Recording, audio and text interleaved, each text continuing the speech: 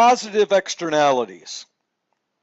A positive externality is a positive side effect that is received by an individual or entity due to the actions of some other individual or entities. Examples of positive externalities include education. We are all better off when our population has an educated workforce. Another positive externality would be when the government steps in and takes a rundown lake like this and turns it into a beautiful park.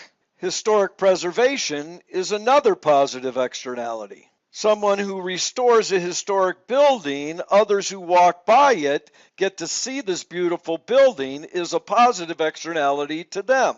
A neighbor who fixes up his, her, or their front yard gives a positive externality to the neighborhood.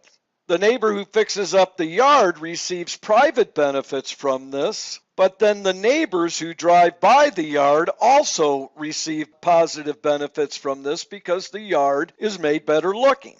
So let's look at a graph of a positive externality. You know supply is equal to the marginal private cost and demand is equal to the marginal private benefit, and the price charged and the quantity produced is at equilibrium. But education provides the benefits to society. These additional benefits are passed on to others in an educated populace.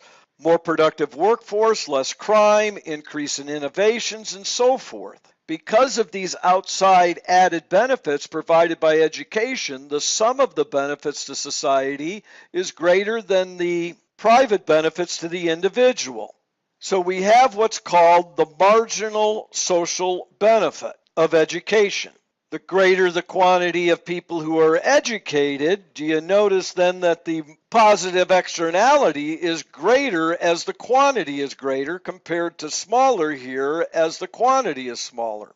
So this is the added benefit to society. So when you add the marginal private benefits plus the added benefit to society of less crime, more productivity, increase in innovation and so forth, you get what's called the marginal social benefit. Point A indicates the true price that society is receiving from the product of education at this quantity. So point B on the graph. So this is the total added benefit to society at this quantity.